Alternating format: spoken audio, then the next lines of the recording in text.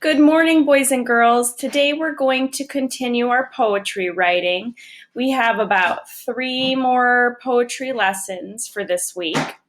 Last week we talked about using our 5 senses to write poetry, and I want us to remember that, but I also want to talk about that poets write about small moments in their lives, something that was important to them. And I have a poem today called Open Hydrant. And I want you to take a minute to maybe tell someone next to you or talk about what a fire hydrant is. And while you're doing that, I'm going to pull up a picture of a fire hydrant so we can talk about it for a minute. Okay, so if you look over at this picture, what do you notice? Go ahead and talk with a grown-up about something you notice.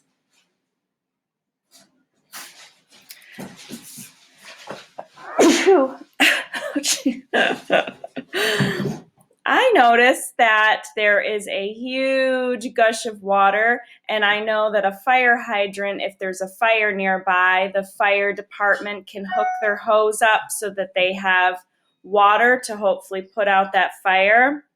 But sometimes they just flush out the fire hydrants. And I think maybe that's to see if they're working, and I'm not really sure, but people really enjoy it. So this author, wrote about an open hydrant. So this happened when she was a little girl and she lived in the city. And she really just talks about, she doesn't talk about playing in it. She just talks about what happened when this fire hydrant was open. So let's go ahead and read it.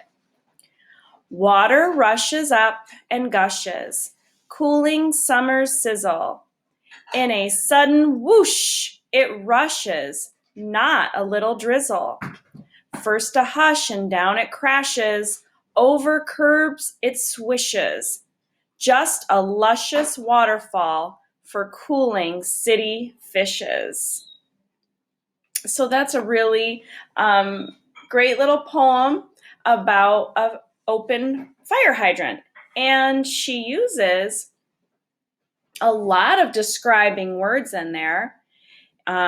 Gushes and cooling summer sizzle. So I bet it's really, really hot, and they turn that, or they open that fire hydrant so that people can cool down. She used that word luscious. That's a really great adjective. So, boys and girls, today we are going to write about a small moment of our own. So I'm going to make this a little bit bigger so you can maybe see the chart. Okay, there you go. All right, so today I'm going to model a small moment that happened to me, and then I want you to brainstorm maybe a small moment that happened to you. And remember, it's just something that you felt was kind of important, okay? Maybe it was a special thing that you got to do with your parent, or maybe something that you got to do with a brother or sister. Something that just made you happy, something that maybe scared you, maybe something that made you sad, because poetry doesn't always have to be about happy things. It just can be about something that's important. Okay, so Mrs. Holman's going to try her own. And I have to go get my marker. I forgot my marker today. Okay.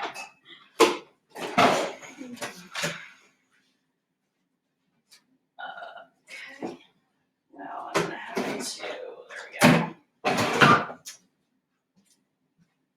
It's a good start to Monday morning. Okay, so when Mrs. Holman was little, and I lived in New York, I remember it was kind of a scary moment, I think.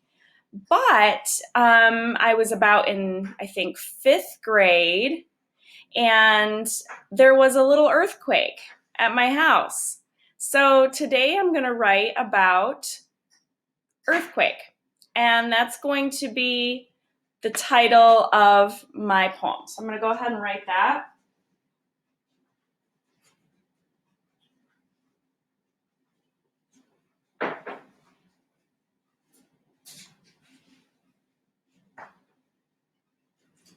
Okay. Now, boys and girls, I don't want to scare you. This was not a big earthquake at all, but what started to happen was everything just started to shake just a little bit. And so the first thing that happened was, so if I'm thinking back to my small moments, the first thing that I heard, if I'm using my five senses, was I heard dishes and clanging. I'm going to use one of those good hearing descriptive words. So I heard the dishes clanging. And Mrs. Holm is just going to write this like a poem. Dishes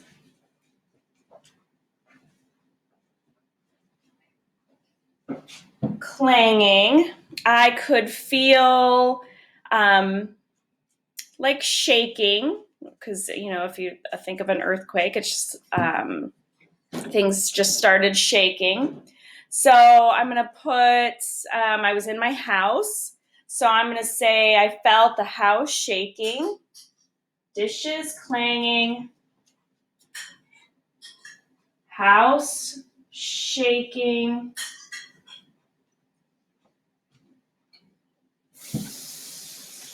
Okay. And I remember feeling surprised. I don't think I was very scared, but it was just a really interesting moment. So let's see how I can, what else I can remember, because it was a long time ago. Okay, so earthquake, dishes clanging, house shaking. And you know what I'm going to say? It was over in a minute. It was not long at all, but it was very memorable. So that's going to be my final line.